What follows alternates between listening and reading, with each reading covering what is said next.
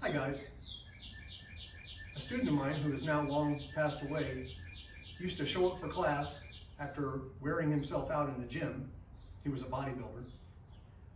And jokingly asked me if today's class would just be a lecture. Well, that's what this one's going to be. Not a whole lot of technique, just an explanation of something to come.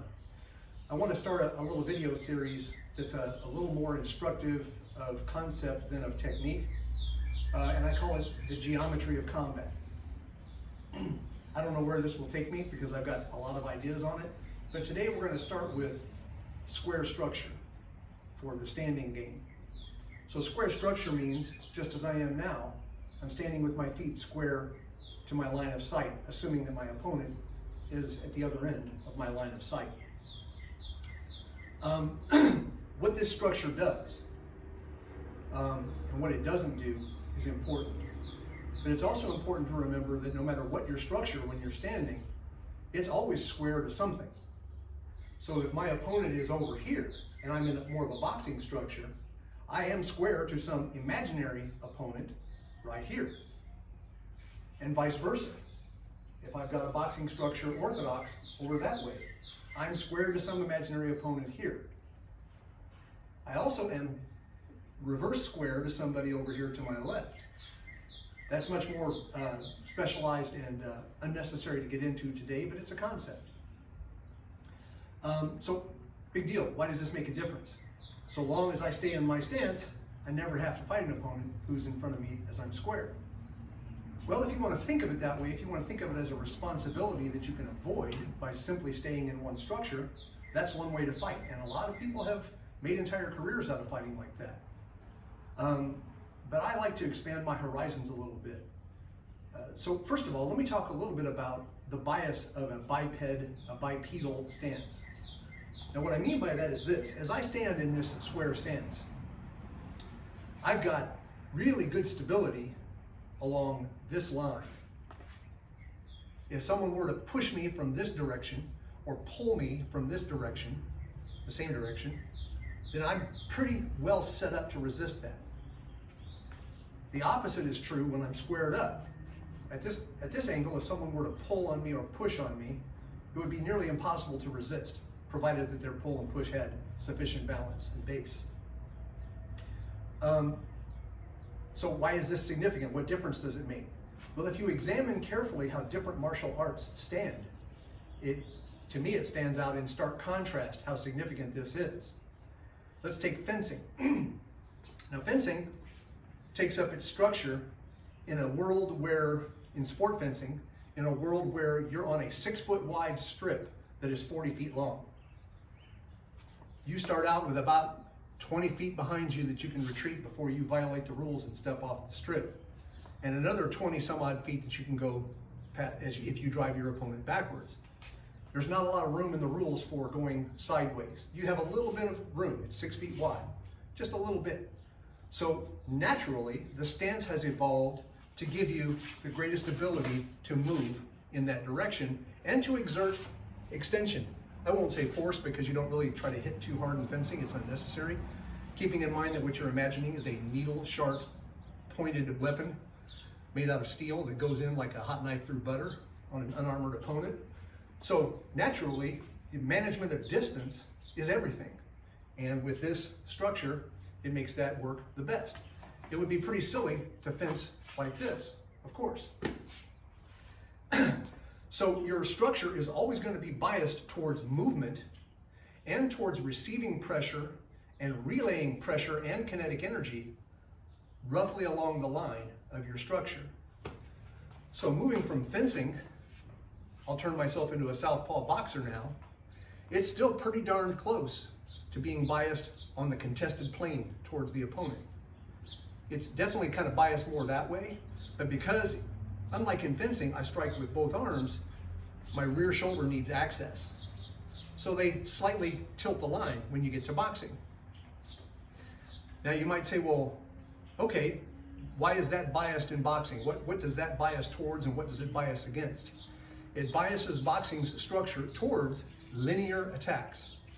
My straight attacks are well supported by this structure. I've got a foot a rear foot posted back here, giving me a nice brace for both for rotation and for forward drive. Very good to help straight techniques. For curve techniques, not so much.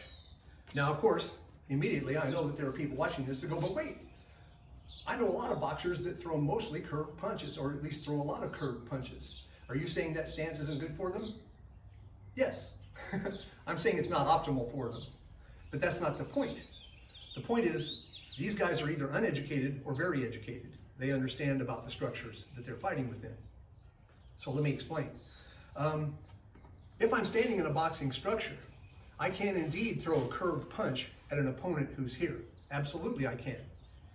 But my optimal curved punch, the one with the greatest amount of power, is going to be over here, somewhere in an area roughly the width of my shoulders, maybe even slightly narrower than that, right here in front of my square structure. If my opponent were kind enough to stand right here, my hooks will feel the most powerful in that particular structure.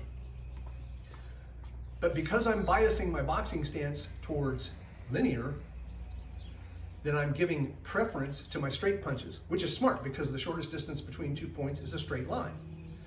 I can't tell you how many times I've seen an educated fighter beat a more athletic fighter because he simply knew enough to throw a straight strike right down the middle and get there first. So it makes sense. It makes sense that boxing would bias its stance towards straight punches. However, good boxers move their footwork around and for split seconds will put themselves in a square stance with you and then change out. And that's one of the reasons why we do this. We do it for evasion, we do it for setup, but we also do it because some of our techniques don't feel as powerful here. I first learned this lesson from my buddy Danny Thomas, a really, really good pro boxer, owns a gym in my hometown here. 30 some odd years ago, I told him I was not feeling the power in my left hook. And he goes, dude, just step to the right. And I stepped to the right and threw my left hook and it felt awesome. And of course my idiotic reply was, but now I'm not in my boxing stance anymore. He goes, dude, step back into your boxing stance. I was young and dumb. So that takes care of talking about this stance, more or less, this structure. I prefer the word structure. Now, more of a Muay Thai kicking structure. Why is it this way?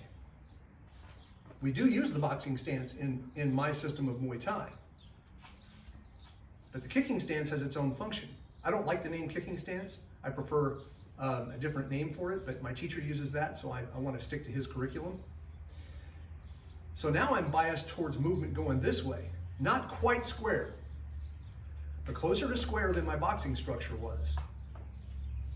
So because of that, what am I biased towards?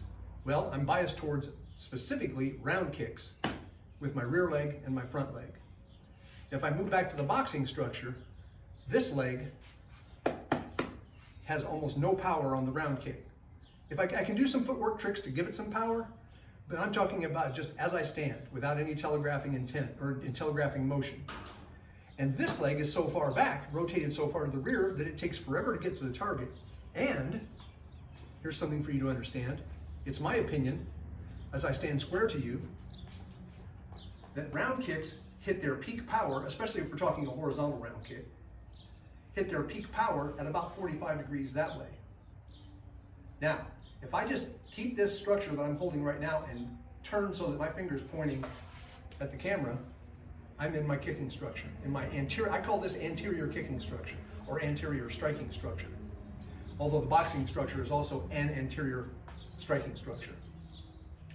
So from here, what I'm putting the bias on is, without being completely square, I put the bias on being able to throw rotational power from either leg.